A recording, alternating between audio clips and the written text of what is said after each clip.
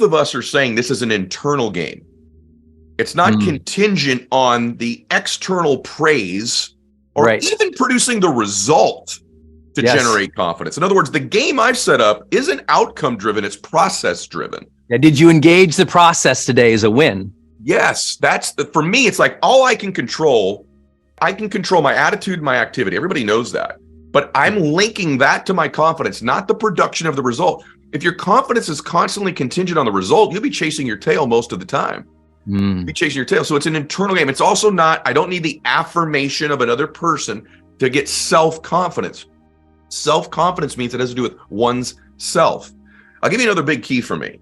And this really flipped things. I've talked to you about these conversations I had with Wayne Dyer.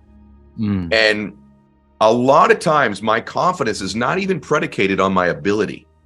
Because there may be somebody smarter than me or better than me, a better speaker, a better marketer, a better whatever. So when I walk into, even today, I'm confident today. Let me tell you why. I give myself credit for my intentions.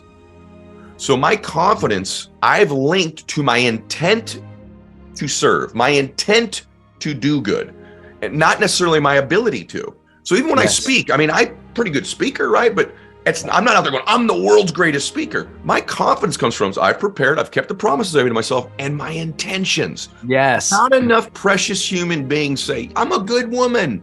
I'm a good man. I deserve to be successful. I'm walking into this business meeting and I intend to do good. I intend to help these people. I should be confident. Yes. They think they've conflated, go, no, but I'm not as good as I need to be. That's not where your confidence should be linked to, or even the outcome. Link it to your intentions, because that's something you know to be true about you. I could always go back, Brendan, no matter where I am in the world, no matter what I'm doing. The one thing I do believe about me is I'm a good man. I intend to serve. I intend to contribute.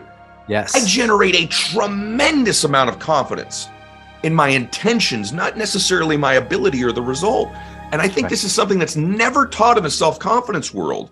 That, listen, your intent matters. You should generate tremendous strength from your intentions. Yet most good people just sort of, they slough it off. They don't give themselves any credit for their intent. In other words, they think, oh, everybody intends to serve. Everybody's good. Nah, not so fast. And worse, you lose it. You lose it sometimes, meaning people lose the time or the practice of setting the intention. So even if they are good, they don't even set the intention, so they can't give themselves credit for it. So you'll love this little psychological trick. We call it a doorway trigger. Doorway trigger is anytime you enter a doorway, you say something to yourself. So mine is when I walk through a door, I always say, I enter this room a happy man, ready to serve. By the way, the trigger thing is huge. We should talk a little bit more about that too, but because you can make deposits when you are confident that you can make withdrawals from later. So let's talk about that in a second. But like, for example, this fighter that I'm going to work with later today, she has a very major fight coming up. And one of the things, I just want her to have a simple self-talk that gives her confidence. And actually, we've been working on it now for 3 months leading up to this fight. And here's what it is. I find a way to win. I find a way to win. I find a way to win. And I make her repeat it to me with different emphasis. So she'll say things like, I find a way to win. I find a way to win.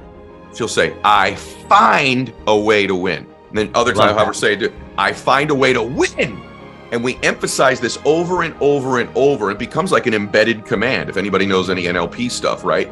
But it's just self-talk that's repeated over and over again. And it's funny how the mind works. If we begin to repeat this over and over again, it becomes a believable belief, and our mind moves towards what we're most familiar with. So if we're familiar with that thought, I tell you right now, in this fight, when it gets down to crunch time and she's in that, they call it deep water, when she's taken out to the deep water, she might be getting submitted, she's tired, and she's going to come back to this. I find a way to win. And I believe what we believe to be most true, we end up producing long-term in our life. I just hope it shows up in the fight.